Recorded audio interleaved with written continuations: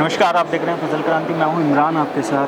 दर्शकों, जैसे आपको पता है कि फसल क्रांति नई नई चीज़ें और कृषि तकनीक की जो जानकारी आप तक पहुंचाने का प्रयास करता रहता है। एग्नेक्स्ट एक ऐसा नाम है जो कृषि क्षेत्र में नई नई तकनीक को प्रमोट करने का काम कर रहा है और नई कृषि तकनीकों पर काम कर रहा है। कैसे तकनीक का सही इस्तेमाल होता है वो लोगों को सिखा रहा है। हमारे साथ जो आज के खास मेहमान हैं वो हैं तरनजीत सिंह जी, जो फाउंडर हैं एग्नेक्स्ट के। सर, आपका बहुत बहुत स्वागत है फसल क्रांति में। बहुत शुक्रिया। सबसे पहले जानना चाहेंगे सर, एग्नेक्स्ट जैसा कि नाम से ही प्रतीत होता है, एग्नेक्स्ट यानी कि एक जो एडवांस रिवॉल्यूशन, किस तरीके से इसकी शुरुआत हुई, क्या कॉन्सेप्ट था इसके पीछे? जी, इसकी शुरुआत इस वजह से हुई कि मैं एक एग्रीकल्चर ग्रेजुएट हूँ IIT खड़गपुर से जी। और मैंने फिर दुनिया भर में काफ़ी काम किया एग्री वैल्यू चेन में और डेटा एनालिटिक्स में।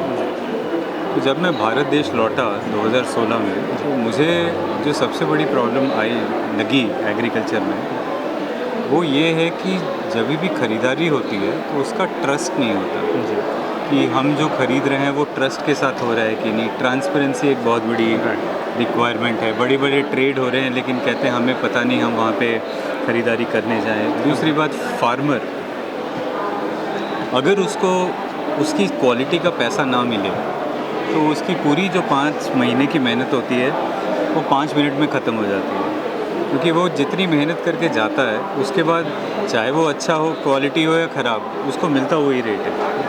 तो क्या हम नई तकनीक के थ्रू एक ऐसी रेवोल्यूशन लेके आ सकते हैं जो कि उसी टाइम वहीं पे बता दे कि इसकी क्वालिटी ये है और आपको ऐसे इससे ख़रीदारी होनी चाहिए। ये बनाने में हमें 4 साल से 5 साल लगे, जिसमें हम पूरे देश के कोने कोने जाके हमने फूड के सैंपल्स लिए, ग्रेन्स के सैंपल्स लिए और उसके में तकनीक बनाई नई जो कि खाने को 1 मिनट के अंदर एनालाइज कर पाए। अब ये जानने में बहुत छोटी सी चीज़ नज़र आती है कि ये हो गया, लेकिन ये 4-5 साल बाद जब हम उतरे हैं मार्केट में तो ये पूरे एक रेवोल्यूशन, क्रांति की तरह आ गई है। अब आप समझ लीजिए कि अगर मंडियों में भी यही प्रॉब्लम है, किसान आंदोलन का भी यही था कि मैं MSP पे मैं क्वालिटी लेके आ रहा हूँ, मेरे को MSP मिल रही है। तो ये जो चीज़ हमारी टेक्नोलॉजी है उसका सबसे बड़ा सल्यूशन है, ताकि हम बड़ी से बड़ी कंपनीज़ में भी ये टेक्नोलॉजी लगा के उनकी पूरी प्रोक्योरमेंट को बेटर कर रहे हैं। तो 2000 किलोमीटर दूर जो ख़रीदा जा रहा है वो उनको यहाँ पे पता चल रहा है कि वो मेरी क्या क्वालिटी है और वो मेरे आते हुए रिजेक्ट तो नहीं हुआ। अब जब वो भरोसा या ट्रस्ट एक बार आ गया तो अब सारी की सारी, चाहे वो स्पाइसेस की हो, चाहे वो ग्रेन्स की हो, चाहे वो मस्टर्ड की हो, सबको हमारी टेक्नोलॉजी की अब ज़रूरत आने पड़ी। तो आई थिंक ये जो नेक्स्ट का मतलब था कि हम नेक्स्ट जनरेशन टेक्नोलॉजी बनाएंगे, इससे हम बहुत पुरानी चीज़ें सॉल्व कर रहे हैं, लेकिन टेक्नोलॉजी नए ज़माने की है। सर, जैसे आपने बात की कि टेक्नोलॉजी नए ज़माने की है और कहीं ना कहीं आपने अभी अपने वर्ड्स में ही मेंशन किया कि ज़रूरत आज के टाइम में इस तकनीकी की लगभग सभी को पड़ रही है। क्या अगर हम साधारण भाषा में कहें तो कैसे इस तकनीक का इस्तेमाल होता है? मान लीजिए कोई आपके साथ ग्राहक जुड़ा हुआ है या फिर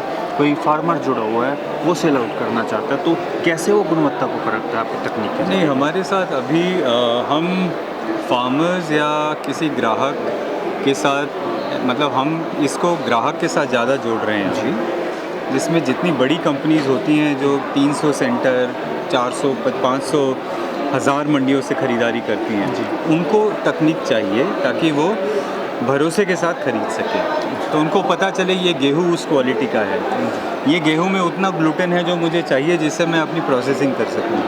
क्योंकि आते हुए उसका 3% अगर लॉस हो गया तो वो पूरा का पूरा, मतलब उससे बड़ा लॉस तो मतलब हमारी टेक्नोलॉजी नहीं यूज़ करने का है। तो इसीलिए ग्राहक अब हमसे जुड़ रहे हैं, जो चाहे वो वेयर हाउसिंग हो, चाहे वो मंडी हो, वहाँ पे टेक्नोलॉजी लग रही है। बट धीरे धीरे इससे फार्मर्स का फ़ायदा ये होगा कि वो भी आके ENWR, जो कि ई नेगोशिएबल वेयर हाउस रिसीट होती है, उससे अब बोलेंगे कि भाई मेरी ये क्वालिटी है और मेरे को ये पैसा मिलना चाहिए। तो आई थिंक जो हम लेके आ रहे हैं बहुत बड़ी, मतलब रेवोल्यूशन लेके आ रहे हैं एग्रीकल्चर में इस तकनीक की। सर, चूँकि कहीं ना कहीं गवर्नमेंट की भी अगर हम बात कर लेते हैं, प्राइवेट सेगमेंट की भी, तो तकनीक पर ज़्यादा जोर दिया जा रहा है आज के टाइम में।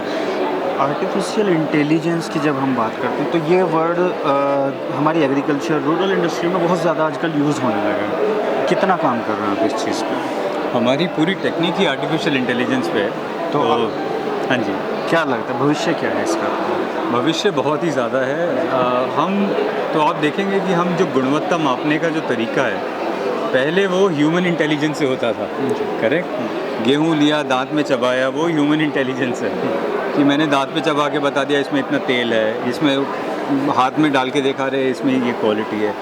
वो चीज़ अब हम मशीन के थ्रू कर रहे हैं 1 मिनट के अंदर। तो human intelligence has been replaced by artificial intelligence, जिसमें कंप्यूटर विजन और स्पेक्ट्रल साइंस ये नई तरीके की टेक्नोलॉजीज़ लगी हैं। उससे क्या हुआ कि जितनी भी गलत एक्टिविटीज़ होती थी ह्यूमन इंटरवेंशन के थ्रू, वो ख़त्म हो गई। तो ये तो अब शुरुआत है। अब आर्टिफिशियल इंटेलिजेंस के ऊपर डेटा आ रहा है हमारे पास, कहाँ से क्या ख़रीदारी करनी चाहिए। तो एआई कल में बताएगा कि आपको कहाँ पे क्या ग्रो करना चाहिए, क्या कहाँ से ख़रीदना, किस प्राइस पे, कौन से रीजन से, और उसको वहाँ से यहाँ तक लेके आने का सबसे सस्ता तरीका, सबसे किफ़ायती तरीका क्या है।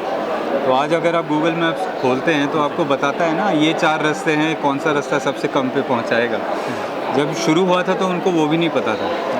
तो आर्टिफिशियल इंटेलिजेंस बस अब हर एक साल डबल बनती जाएगी। तो 5 सालों में आप देखोगे ये कहीं से कहीं होगा। सर, एक ट्रस्टेबिलिटी का थोड़ा सा सवाल आ जाता है जब हम बात करते हैं, क्योंकि हम लोग वर्षों से जो है कंप्यूटर साइंस को यूज़ करते आ रहे हैं, लेकिन जब बात गुणवत्ता की आती है, आज भी कहीं ना कहीं लोगों के जहन में वो चीज़ है कि मैंने अगर टेस्ट कर लिया तो अच्छा है, सब बढ़िया है। तो कैसे, कितना चैलेंजिंग है ये आपके लिए कि टेक्नोलॉजी को एक प्रारूप में ढालना, फिर उसे लोगों तक पहुंचाना, एंड यूज़र तक पहुंचाना?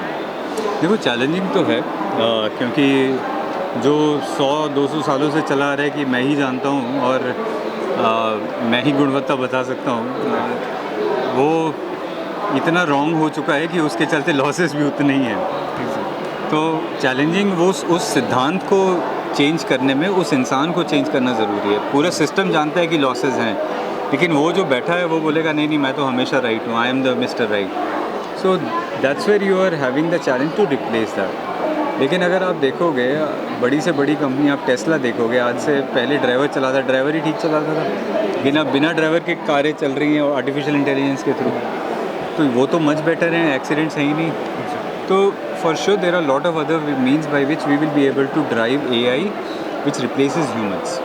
तो वो चीज़ आएगी ही आएगी, उसमें कोई और आई वुड से कोई और ऑप्शन है नहीं। और एग्रीकल्चर में जिसमें आपकी 5 महीने की मेहनत 5 मिनट में खारिज हो जाती है, वहाँ पे तो आपको साइंस चाहिए, क्योंकि वो ह्यूमंस जो आपको देख के, उनका काम ही है आपकी क्वालिटी घटाना। तो I think that's where the science will be. At the end sir, क्या भविष्य में और किन नीतियों पर आप काम कर रहे हैं ताकि इंडस्ट्री को फ़ायदा हो और जो किसान हैं उनको फ़ायदा हो? क्योंकि देखिए, गुणवत्ता वाला प्रोडक्ट जाएगा तो अल्टीमेटली फ़ायदा किसानों को ही होगा। तो कैसी, क्या और ऐसी नई चीज़ें हैं जिनको आप लेके आने वाले हैं? हम पूरा का पूरा सिस्टम मार्केट लिंकेज का बना के, मतलब क्वालिटी ट्रस्ट करके बायर और सेलर के बीच में आने वाले हैं। तो वो पूरा एआई के थ्रू होगा, और सारी टेक्नोलॉजी जो अभी टूटी टेक्नोलॉजीज़ हैं इधर उधर, उसको हम एक पे लेके आके जुड़ने वाले हैं। तो ये सबसे बड़ी हमारी कंट्रीब्यूशन होगी, और ये जितने बाकी एग्जिस्टिंग सिस्टम्स हैं उनसे काफ़ी अलग होगा। Anything else you want to share with our viewers, जो हमारे मैं यही बात बोलूँगा कि एग्रीकल्चर में अब तकनीक आनी शुरू हुई है, और ये तकनीक बस वही तकनीक नहीं है जो कि फार्म लेवल पे थी। अब फार्म के बाहर जो तकनीकें चाहिए होती हैं मार्केट एक्सेस के साथ, उसका ज़माना आ गया है, और इसकी एप्लीकेशन इंडिया में ही नहीं, आपको एक्सपोर्ट्स करने वगैरह में भी इस्तेमाल होगी। तो मैं ये आश्वस्त करना चाहूँगा कि मतलब चाहे हमारी गवर्नमेंट हो, चाहे हमारे साइंटिस्ट हो, चाहे हम इस पे लगे हुए हैं, और इसका आपको जल्दी से जल्दी बेनिफिट मिलना शुरू होगा। Thank you so much sir for being with us. ये थे हमारे साथ रंजीत सिंह जी, फाउंडर एगनेक्स्ट, जिन्होंने बताया कि टेक्नोलॉजी का एग्रीकल्चर में क्या रोल है और कितनी इसकी इम्पोर्टेंस है। जी, इसी तरह की और भी जानकारी के लिए देखते रहिए फसल क्रांति, बने रहिए हमारे साथ। धन्यवाद। Thank you.